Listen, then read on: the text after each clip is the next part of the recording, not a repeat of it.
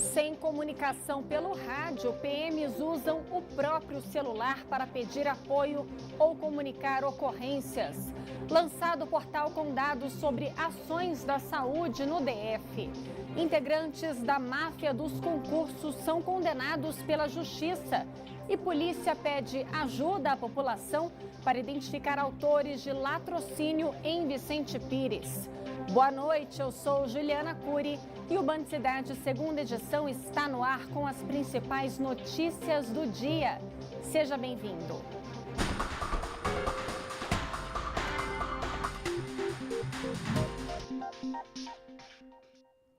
Descaso na segurança. Policiais têm que usar o próprio celular para pedir apoio ou comunicar ocorrências durante o serviço. Desde abril, telefones e rádios dos batalhões de Ceilândia, Taguatinga e Braslândia estão sem funcionar. Para driblar o caos, a Polícia Militar tem apelado ao WhatsApp para atender aos chamados. Enquanto isso, o comando da PM aguarda o Tribunal de Contas do DF julgar a licitação que pode resolver o problema. Irmão, poderia ter acontecido aí coisa muito mais grave aí, porque o polícia apanhando ainda conseguiu mandar um zap aí pedindo apoio, né? Mas se não tivesse conseguido, sem HT, eu vou falar uma coisa pra vocês, meu irmão, sem comunicação de rádio aí, vai acontecer merda ainda. Essa foi uma mensagem gravada no WhatsApp por um policial lotado durante uma ocorrência. A conversa revela um problema.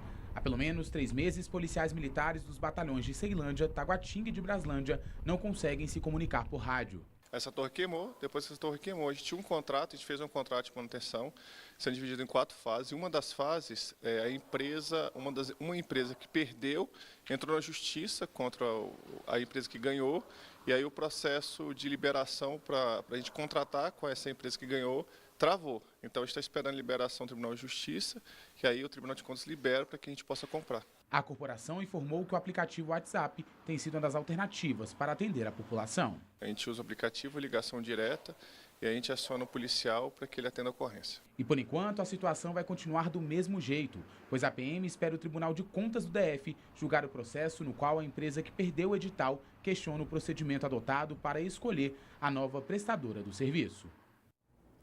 Em nota, o Tribunal de Contas do DF informou que a licitação foi suspensa porque os conselheiros aceitaram parcialmente a representação de uma das empresas concorrentes, que denunciava supostas irregularidades na escolha da ganhadora.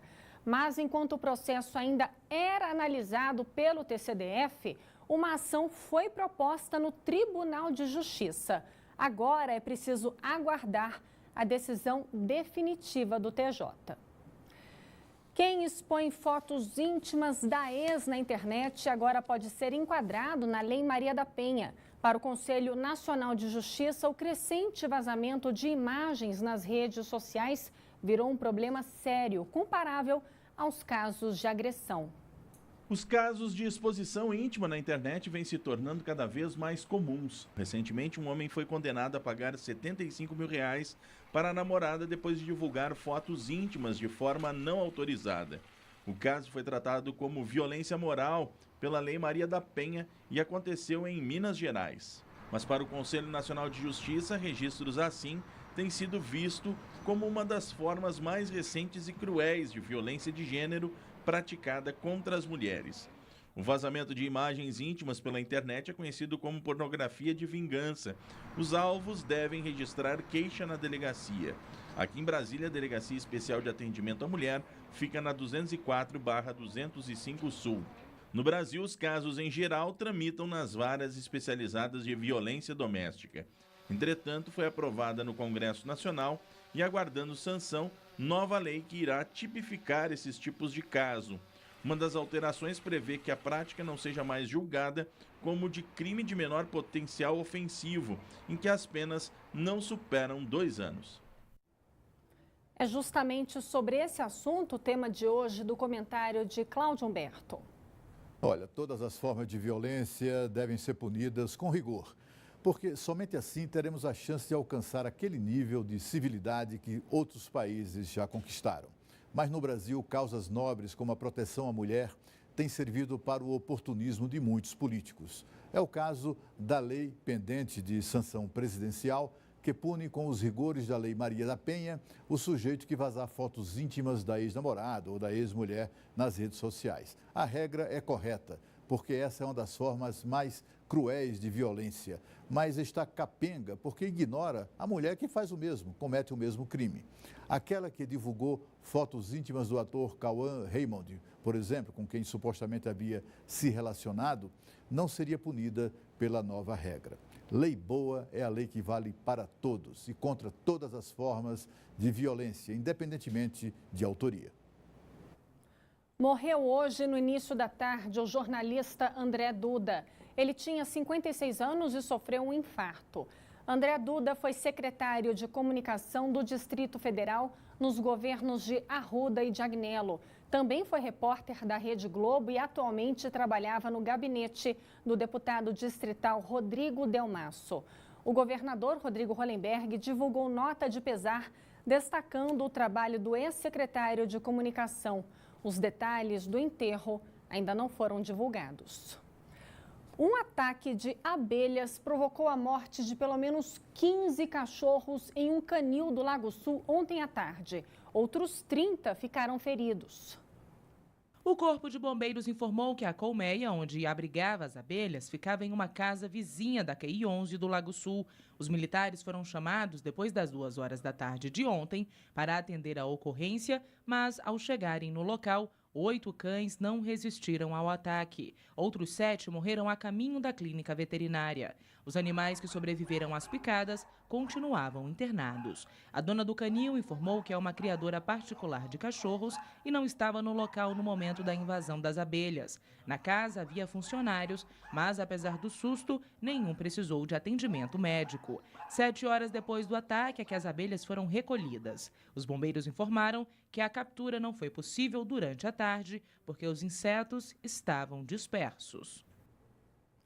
Vamos falar agora sobre o caso dos idosos que morreram atropelados no Lago Norte. O acidente foi em janeiro. Quase 6 meses depois, a Justiça do Distrito Federal decidiu arquivar o processo. Entenda o motivo.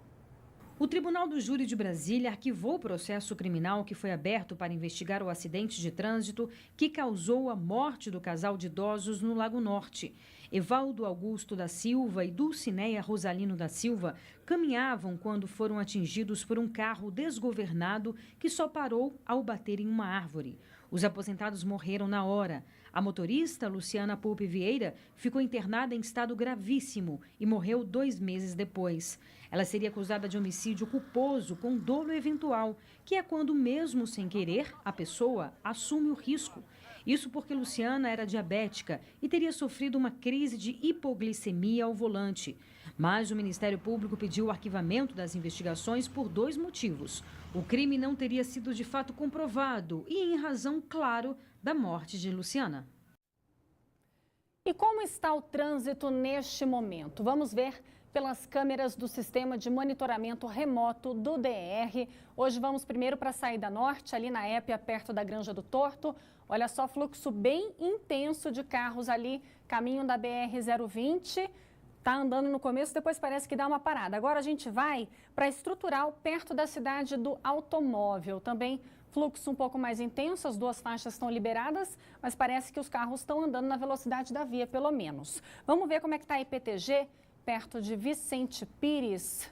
Também está um pouco parado ali, essa pista lateral. Parece que deu uma engarrafada para quem que dá acesso à IPTG. Na verdade, essa é a pista que dá acesso à IPTG.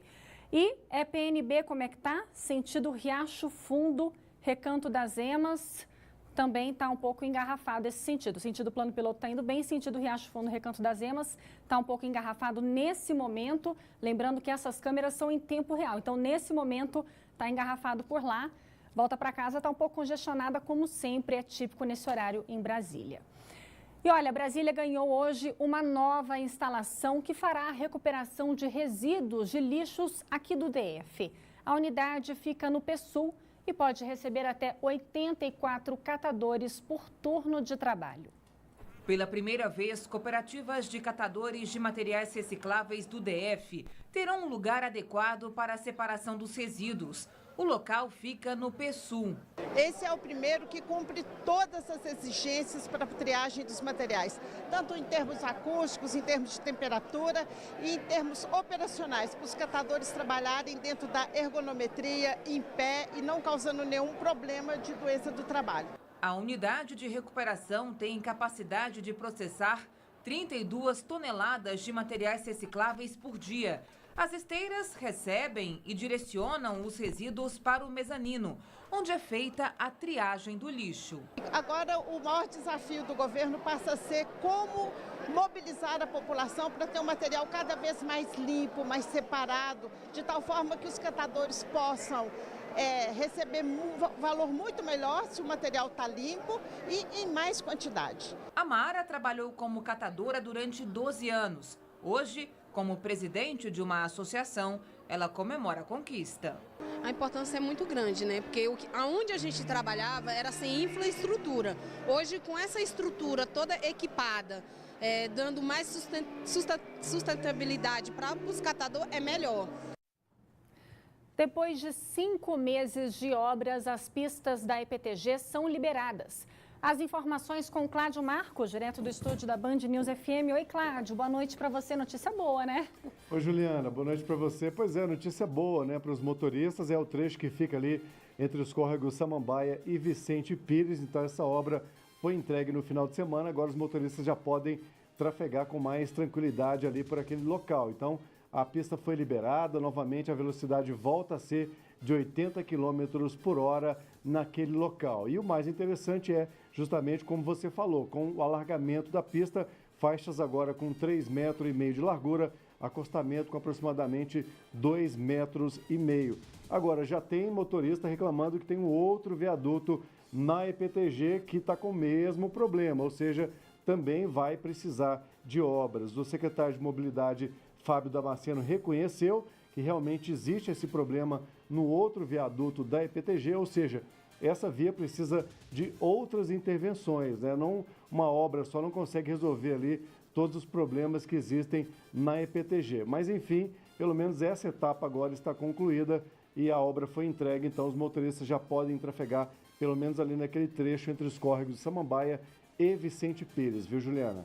Pelo menos isso, porque a obra também é transtorno, né? Obrigada, Cláudio. Boa noite para você. Boa noite.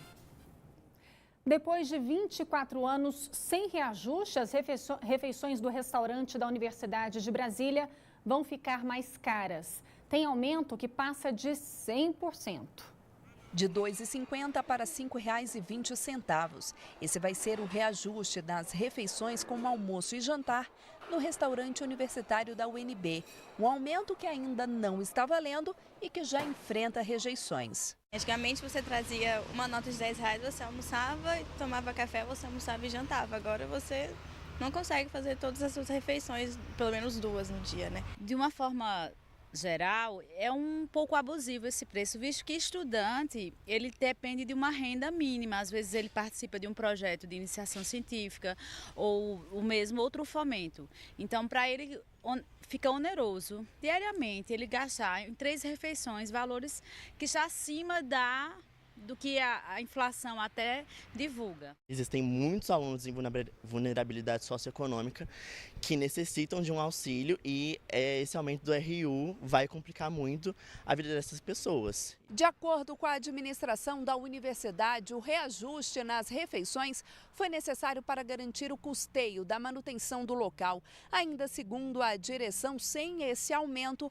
a universidade não teria como bancar o funcionamento do campus até o fim do ano. O decano de Assuntos Comunitários explica que o valor pago pelos estudantes por cada refeição não passava por alteração há 24 anos. Ele ainda revela que mesmo com a mudança nos preços, a universidade ainda vai custear 60% do valor total gasto com a alimentação. Ou seja, a universidade vai pagar mais do que 50%, inclusive a proposta anterior era 50%, foi melhorada a proposta ouvindo os estudantes. Dos 40 mil estudantes da UNB, cerca de 6 mil deles não irão sofrer com esse reajuste, já que estão dentro da faixa de vulnerabilidade, em que a renda familiar não ultrapassa um salário mínimo e meio. Esses estudantes vão ter alimentação gratuita totalmente subsidiada na Universidade de Brasília. E dos 40 mil estudantes que nós temos, esse grupo representa 7 a 8 mil reais, ou seja, 15 a 20% dos estudantes da universidade continuarão sendo mantidos com política de subsídio totalmente gratuita, 100%. Para dar maior transparência às ações da Secretaria de Saúde, foi lançado hoje o portal da Sala de Situação. A repórter Érica Bleney tem as informações ao vivo. Oi, Érica, boa noite para você. Olá, Juliana, boa noite a todos. Pois é, esse site, esse portal, disponibiliza gráficos, tabelas, relatórios e outros documentos para a população. Interessante é que ele é diretamente ligado aos bancos de dados da Secretaria de Saúde e é atualizado em tempo real. A proposta é justamente essa, que todo mundo possa acompanhar aí de perto o que de fato está ocorrendo nos sistemas informatizados da Secretaria de Saúde. Qual o nome disso, Juliana? Transparência, não é mesmo? O portal é chamado de Sala de Situação. O endereço é esse que está aí no seu vídeo, salacity.saude.df.gov.br.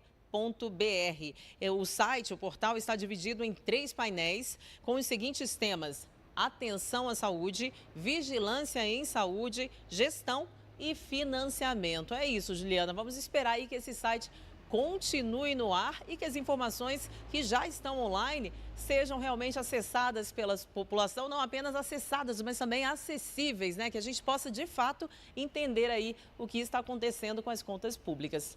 Boa noite, Juliana. Boa noite, Érica. Obrigada. Começaram a valer as novas regras que facilitam a portabilidade do salário para outras instituições financeiras. A partir de agora, o trabalhador pode transferir os recursos até para contas fora de bancos. O Fagner já tinha conta em um banco, mas a empresa onde ele começou a trabalhar depositava o salário em outro. Deu trabalho para fazer a portabilidade da conta salário e garantir a transferência automática do dinheiro para o banco do qual ele já era correntista. Peguei a cartinha, escrevi com a agência, conta, assinatura e data e levei até o banco da empresa. Lá eles fizeram então o encaminhamento da solicitação da portabilidade. Pelo menos um turno eu levei para conseguir finalizar todos esses trâmites. A partir deste mês, a vida de quem pretende fazer a portabilidade da conta salário ficou mais fácil. Agora, a solicitação pode ser feita diretamente no banco de destino do pagamento e por meio da internet. Também é possível pedir a transferência automática do salário para contas de pagamento ou pré-pagas de instituições autorizadas pelo Banco Central.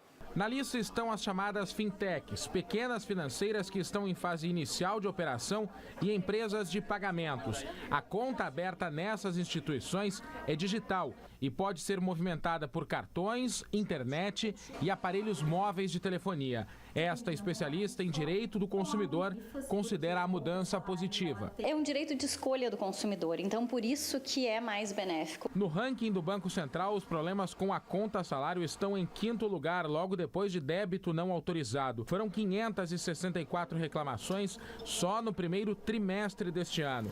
Este serviço não tem custo, mas as operações são limitadas. O cliente não tem cheques, por exemplo. Para não ter dor de cabeça com a portabilidade, é preciso prestar bastante atenção no contrato com a instituição para onde vai transferir o salário, especialmente se a adesão for feita diretamente pela internet. Veja a seguir: integrantes da máfia dos concursos são condenados pela justiça. A gente volta já já.